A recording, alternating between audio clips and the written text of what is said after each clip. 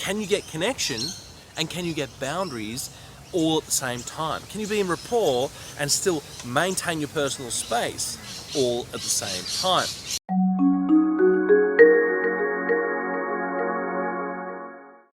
Hey guys, Matt Tait from Fork in the Road YouTube channel and coaching, and I'm here to share with you more exercises from this book, Transforming Yourself by Steve Andreas. There it is there. Go get yourself a copy. There's a link below if you want to go and grab it. And this is an amazing book because it gives you exercises to help you transform who you think you are. Why do we care about identity? Why do we care about those building blocks of who you are? Because you will unconsciously act in accordance with your identity. Without that identity, you will not shift. When we lose our identity, we feel lost. It's called a midlife crisis. When you don't act in accordance with your identity, you beat yourself up. And so you just don't let it happen. It's just automatic. So let's shift the qualities one element at a time and get your identity to a place it wants to be, a place you want it to be. So instead of it just being piecemeal, we get to control our destiny. Because you control your identity, you become the puppet master of all your actions. No more procrastination, no more self-sabotage, no more imposter syndrome. So let's jump into the next activity. The last one was identifying the components, the building blocks of your self-concept in connecting with others. Now we're going to jump into, we've got all those details to play with from connecting with others. Now we're going to use those for good. We're going to use those to get you reconnected with good people. Okay, so 14.2, exercise 14.2 in the book. I've got the book in my hand right here. And it says, exercise 14.2, mapping across from disconnection to connection. 15-minute exercise. Number one is content of disconnection. Start with your experience of disconnection from the previous exercise and keep the content the same, the people, the context, and the actual events that happen. Okay, so that's the first one. The second point is then mapping across, using the list of details we got in the last video. Explore the differences that you made, transforming the submodalities of your experience of disconnection to connection. Change bright to dark or dark to bright, disconnected to associated, disassociated to associated, etc. until the connection or the content of disconnection is completely represented by the submodalities of connection. And when you start changing them, these details, these elements, these submodalities, you may find that a particular change is difficult or uncomfortable. If so, simply back up and move on to the next submodality shift. Usually another sequence will be much easier, and a change that was previously uncomfortable becomes comfortable later after the changes have already been made. Okay, so that's the activity. And the third point is experiencing new connection. Stay with this experience for a while to find out what you can learn from experiencing this problem with a richer and more resourceful representation. If you like the results of this experiment, future pace this into the next likely encounter with this kind of situation. So now let's jump into that. So the first part, let's go back through my list from the last experience. Now I have an image. The first image was going for a walk with a friend, and that was being very connected. The second one was a guy who was in my personal space, and I was like, oh, I had this disconnecting feeling. I wanted to get out of there, right? That was a boundary being crossed, but I was disconnected. And so what we're going to do now is map across, and I'm going to look at each detail going back to the submodalities list, which I'll have on showing up on the screen here somewhere, and you'll be able to follow along. And as I go back to my list and I look at the two images, I have this image here, close my eyes to access it. This image here was I'm going for a walk with a friend, slightly left of my center as I look out at it. And my disconnecting guy who was in my space is over here, is off into the distance. a little bit more. And so now I've got that in mind, let's go through the details. So the first one, bright or dark, and the one where I was disconnected over here and I wanted to run away from him, that's definitely dimmer. The new one over here was bright, so I'm going to take that image over there and I'm going to make it brighter. But I'm going to do more than that. I'm actually going to take that image that's over there and I'm going to bring it over here next, right in the same position. So the guy who was in my personal space, I'm going to physically bring it and put it about here. Just left of center, about this distance from my face, in my mind's eye. It's the same place that my connected image is. I'm going to have them side by side so I can compare them. So now they're both here. The one on the left, which is my connection, and the one on the slightly right of it is the disconnected, and that's already had a shift in my body. This one's bright, this one's a bit dimmer. I'm going to turn up the dial and make that one brighter. The next one is, this one I'm looking through my own eyes. This one I'm looking through my own eyes that was flicking backwards and forwards. I'm going to make it so it's just looking through my own eyes associated. So change that. It's no longer flicking back and forward to seeing myself in the image and looking through my own eyes. It's all looking through my own eyes now. Okay, cool. That feels like it's stuck. This one was whole body. This one was part body, where I'm feeling disconnected. And I'm going to just change that submodality to, it was sort of heart and then out here. Instead, I'm going to just make it all the body. Okay, that's there. The next one is color or black and white. This one was vivid color. That was a little bit dimmer. So I just make it so it's vivid and put it back over here. It wants to move back over here. I'm going to put it back over here. Okay, I can feel that in the body. That's cool. Next is, am I open or closed? Well, this one was open, this one was closed. The connected was open, the disconnected was closed. Connected is open, disconnected closed. Let's turn that one to being, I'm now open. Open to the lessons is how I'm going to take that.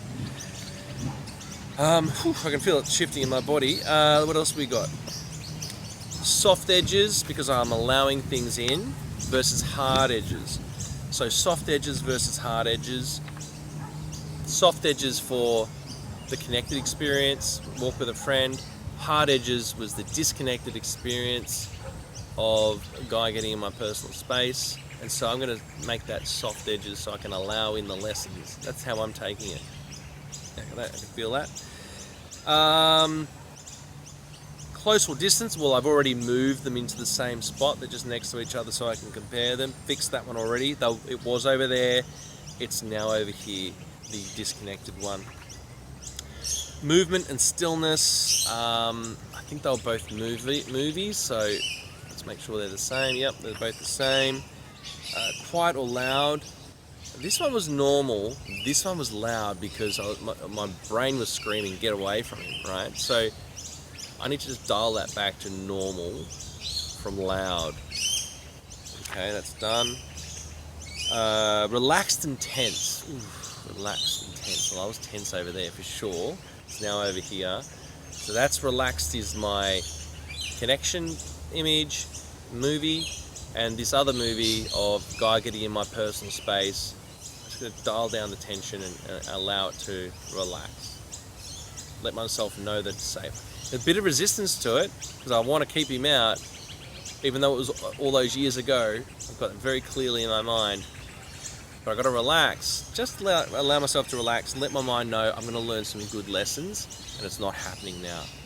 Okay, it'll allow it to happen in that situation. So you can see how I'm talking to my own unconscious mind as I go. So what have we got? Stillness and movement, close or distant, loud or quiet, relaxed and tense. So now we've got relaxed and tense, got that one.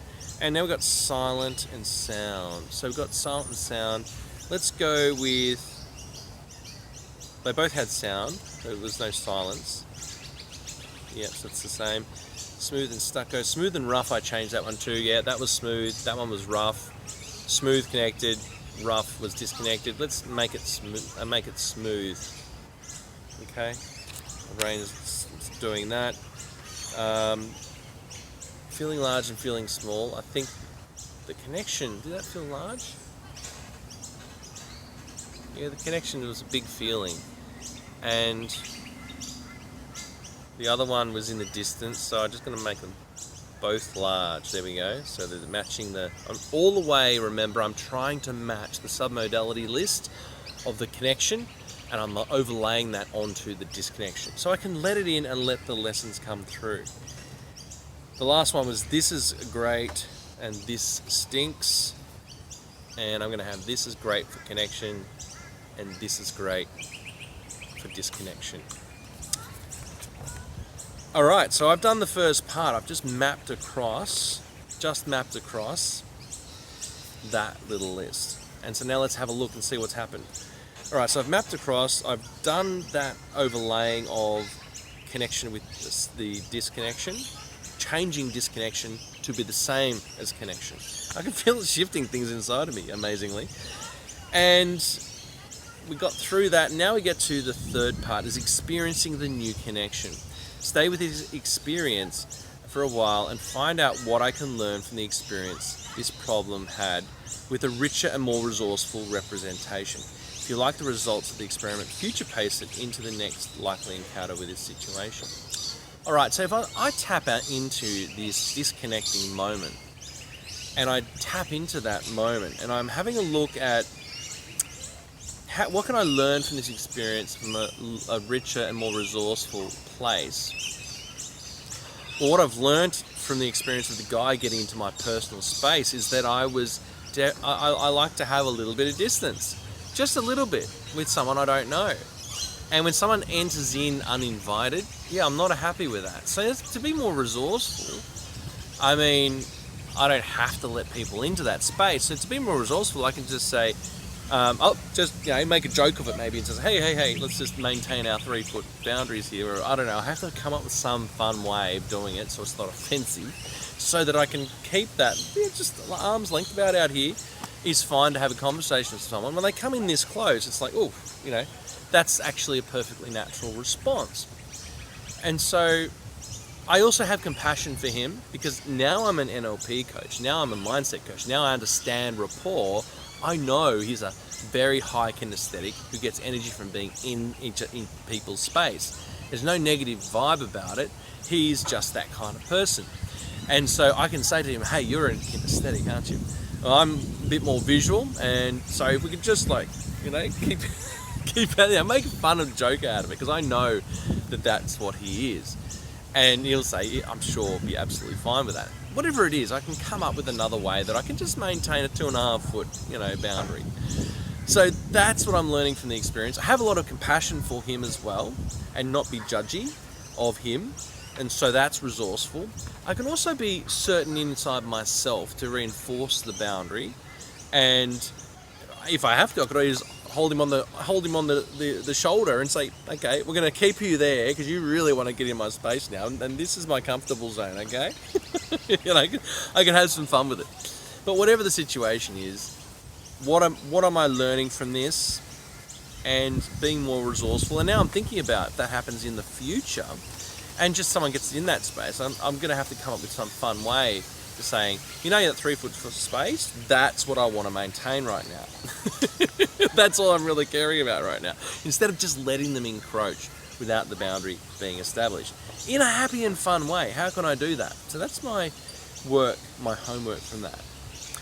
And so as I go into the future, I can reinforce those boundaries, but do so in such in a connecting kind of a way, where we can have fun about it, right? If I understand it and I can make some fun and say, hey, I'm obviously a bit of a prude, I can make a joke about it, but I want to have my 2.5 foot of spaces if I don't know you, right? I've only met you yesterday and now you're in my space. And so it's about how do you do that in a way and maintain that boundary, right? So maybe my system's held on to that memory because it's trying to keep me safe. And so instead of that, I can say, hey, we can be very connected here with this gentleman. And I can say, hey, we can be absolutely in rapport. But I do it from 2.5 feet away. Can we be in rapport from 2.5 feet away? Can we be in rapport from like half a step away? Is that okay with you? Because, that's my personal space. I like to have a little bit there. And then, that's the conversation to have with this particular type of gentleman. Not everyone does it, only every now and then. It's very, very, very rare, actually. And that could be another thing to tell my mind. It's a rare situation. You got a strategy. Hey, can I build rapport from 2.5 feet away?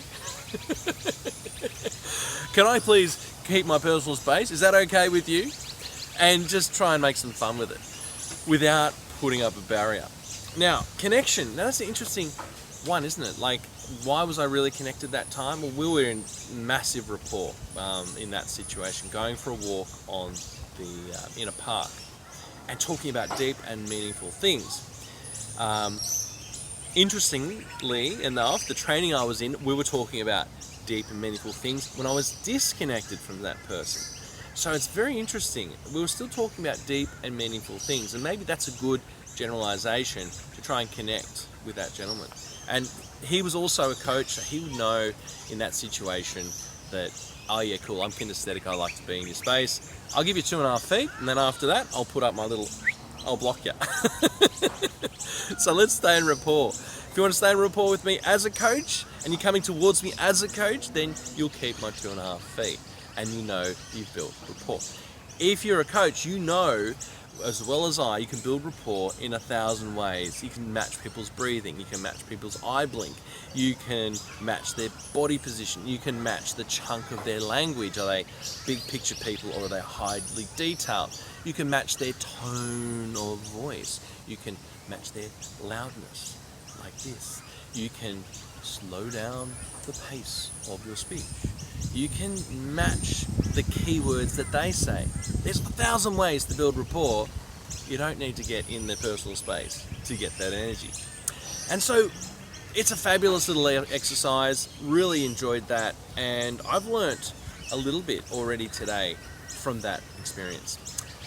Where have you been disconnected and where have you been connected? And even better if it's the same person. What can you learn from it? Can you open up to the lessons? Can you move yourself to a place of complete acceptance of what is, while still looking after your boundaries along the way? Can you get connection and can you get boundaries all at the same time? Can you be in rapport and still maintain your personal space all at the same time? I think you can. It's just about learning fun ways to reinforce those boundaries and to still connect with people. Alright guys, this is Matt Tait, Fork in Road Coaching. Thank you so much for listening, and that is exercise 14.2 in Steve Andreas' book, Transforming Yourself. I'll see you in the next video.